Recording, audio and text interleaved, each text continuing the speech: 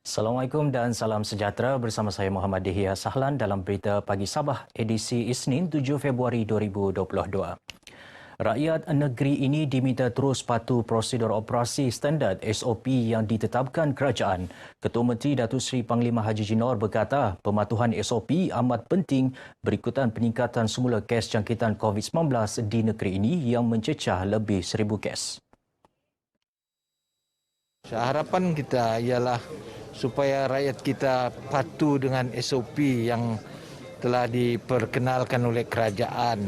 Kerana sekarang ini masih lagi keadaan penularan pandemik ini, dan juga kepada mereka yang masih lagi belum dapatkan vaksin supaya dapatkan vaksin. Beliau ditemui pemberita RTM dalam program pemukiman Adun Gabungan Rakyat Sabah di Kudat. Dato' Haji Ji berkata keberkesanan suntikan vaksin COVID-19 terbukti mampu mengurangkan kesan sekiranya dijangkiti virus tersebut. Ini kerana rata-rata pesakit yang telah menerima vaksin hanya berada dalam kategori 1 dan 2, iaitu tidak mempunyai gejala atau bergejala ringan sahaja. Sementara itu, berucap dalam penutupan program tersebut, Dato' Haji Ji berkata, pelbagai kejayaan besar telah dilakar kerajaan negeri sejak Pelan Pembangunan Hala Tuju Sabah Maju Jaya SMJ dilancarkan pada Mac tahun lalu. Ia termasuk pelaburan masuk ke Sabah yang bernilai jutaan ringgit, penubuhan SMJ Petroleum Sendirian Berhad dan persetujuan Kerajaan Persekutuan untuk pindaan Perlembagaan Perjanjian Malaysia 1963. Perkembangan semasa COVID-19, Sabah merekodkan 1,285 kes jangkitan baharu semalam iaitu meningkat 80 kes berbanding hari sebelumnya. Menurut Menteri Kerajaan Tempatan dan Perumahan Datuk Seri Panglima Masidi Manjun, punca pertambahan kes harian yang tinggi disebabkan oleh beberapa faktor. Datuk Masidi dalam kenyataan berkata faktor yang jelas ialah virus COVID-19 sudah bertapak secara meluas dalam komuniti dan ini memudahkan kadar jangkitan dengan lebih cepat. Sebanyak 47.55% jangkitan baharu semalam berlaku secara sporadik dan hanya disedari apabila pesakit mengalami gejala jangkitan COVID-19. Selain itu, sikap cuai atau tidak peduli kepada pematuhan SOP sama ada semasa berkumpul atau semasa berada di khalayak ramai juga faktor yang menyumbang kepada jumlah kes yang tinggi. Sikap cuai ini memudahkan jangkitan dan seterusnya menambah bilangan pesakit baharu. Baik saudara, seterusnya kita ikuti statistik terkini kes baharu mengikut daerah dan kadar vaksinasi bagi Sabah.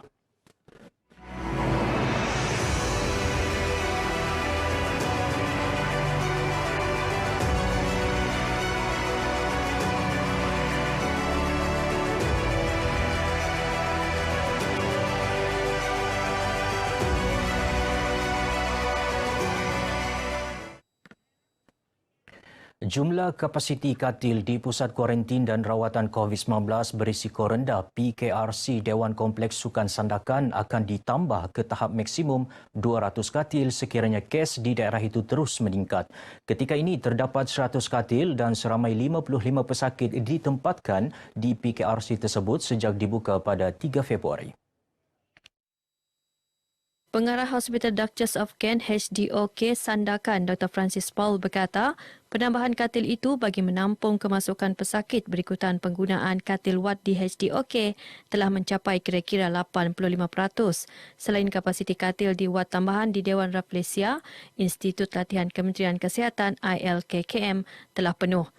Menurutnya, kapasiti katil di wad HDOK dikhususkan bagi merawat pesakit dalam kategori 3, 4 dan 5, manakala PKRC Dewan Kompleks Sukan Sandakan menempatkan pesakit kategori 1 dan 2 selain pesakit yang tidak mempunyai tempat kuarantin yang sesuai. Kita terpaksa buka semula PKRC ini, which is di Dewan Kompleks Sukan ni. Okay? Ini kita telah buka pada 3 hari bulan Februari lah. 3 hari Februari mula-mula dengan 30 katil saja. Tetapi dalam masa 1 hari saja itu kita terpaksa tingkatkan kepada 100 katil. Dan kalau kes ini meningkat lagi, kita akan maximize Dewan ini sehingga 200 katil. Itu maksimumnya lah. Beliau ditemui media di PKRC Dewan Kompleks Sukan Sandakan.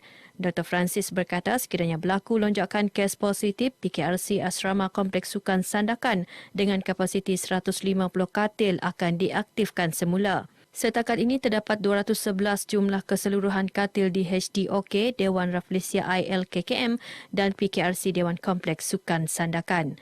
Dalam pada itu, Dr. Francis memaklumkan kes jangkitan yang tinggi di Sandakan membabitkan golongan kanak-kanak dan remaja berumur 11 hingga 20 tahun yang kebanyakannya belum divaksinasi. Justru ibu bapa diingatkan segera membawa anak masing-masing untuk mendapatkan vaksinasi termasuk mengambil dos penggalak bagi meningkatkan ketahanan imuniti daripada risiko jangkitan COVID-19. Monsun Timur Laut bagi Sabah melibatkan dua fasa iaitu fasa lembap dan fasa kering yang dijangka berlaku pertengahan Februari ini sehingga tamat penghujung monsun Timur Laut. Menurut Pengarah Jabatan Meteorologi Malaysia Sabah Amir Zudi Hashim, amaran hujan lebat berterusan tiupan angin timuran yang kencang membawa kepada kelembapan terutamanya di kawasan timur Sabah. Kita menasihatkan orang awam supaya patuhilah amaran ataupun arahan daripada yang dikeluarkan oleh agensi pengurusan bencana bagi mengelakkan sebarang kejadian yang tidak diingini. Beliau menyatakan demikian kepada RTM di Kota Kinabalu. Amir Zudi memaklumkan amaran angin kencang laut bergelora peringkat 1 turut dikeluarkan sehingga esok bagi kawasan timur Sabah dan barat Sabah dengan kelajuan 40 hingga 50 km sejam yang menyebabkan ombak setinggi 2.5 hingga 3.5 meter. Sepanjang tempoh berkenaan, nelayan dan agensi perkapalan dinasihati mematuhi amaran yang dikeluarkan selain berwaspada dengan angin kencang di kawasan tersebut. Seramai 80 murid sekolah rendah golongan B40 di Kampung Pasir Putih, Putatan menerima sumbangan peralatan persekolahan daripada Armada Bersatu Putatan. Sumbangan berupa beg sekolah dan alat tulis itu disampaikan Ketua Armada Bersatu Putatan, Muhammad Iskuzawan Israq Arsid dalam program Back to School di Dewan Mini Kampung Pasir Putih. Ketika ditemui pemberita RTM, Ketua Armada Bersatu Putatan Muhammad Iskuzawan Israq Arsid berkata, program tersebut bagi meringankan beban keluarga berkenaan terutama yang terkesan akibat pandemik COVID-19. Seperti perbincangan-perbincangan yang sebelum ini, kebanyakan penduduk Pasir Putih ini banyak ketinggalan mereka. Jadi insya-Allah dengan adanya Bersatu di sini, tertubuhnya cawangan Bersatu ini, kita dapat mendekatkan diri dengan mereka. Dalam pada itu, Muhammad Iskuzawan berharap ibu bapa yang mempunyai anak-anak berusia 5 hingga 11 tahun melaksanakan tanggungjawab untuk membawa anak mereka mengambil vaksin menerusi program imunisasi COVID-19 kanak-kanak. Sementara itu, ibu bapa yang ditemui turut gembira dengan bantuan tersebut. Terima kasih juga kepada Armada kan sebab membantu untuk persekolahan sekolah budak-budak, dapat membantu dari segi beg sekolah, alat tulis lah. Ya, memang bantuan ini memang meringankan beban lah. Terutama ni anak ni kan memang cari beg juga. Jadi terima kasihlah banyak-banyak dengan Armada. Terima kasihlah banyak sebab membantu penduduk-penduduk yang susah di sini, juga dapat membantu mana golongan yang tidak mampu sekarang ini disebabkan COVID inilah. Sebanyak 14 pain darah berjaya dikumpul dalam program derma darah anjuran Yayasan Usaha Maju Cawangan Dambai Inanam yang berlangsung sehari di Kampung Pomotodon Inanam, Kota Kinabalu. Program dijayakan dengan kerjasama Bulan Sabit Merah Malaysia, BSMM Kota Kinabalu, Hospital Queen Elizabeth II Kota Kinabalu dan Perpustakaan Desa Kampung Pomotodon Inanam. Ketika ditemui Pegawai Perubatan Hospital Queen Elizabeth II, Dr. Lynette Lee memaklumkan darah yang dikutip akan disalurkan ke Hospital Queen Elizabeth II bagi menambah bekalan darah hospital yang juga merupakan pusat saringan dan kutipan darah Sabah. Kita selalunya mengalami kekurangan darah semasa musim perayaan lah. Sekarang pun cuti Tahun Baru Cina dan cuti sekolah. That's why kita continuous buat kempen derma darah lah dengan kerjasama NGO dan badan-badan lain lah. Beliau berharap lebih ramai individu tampil menderma darah dalam setiap program seumpama yang akan terus dilaksana. Sementara itu, penderma darah turut mengakui program derma darah penting demi menyelamatkan nyawa pesakit. Memang kebanyakan orang takut mau derma darah. Yalah banyak speculation macam-macam kan. Tapi kalau bagi saya, nasihat saya, dermalah.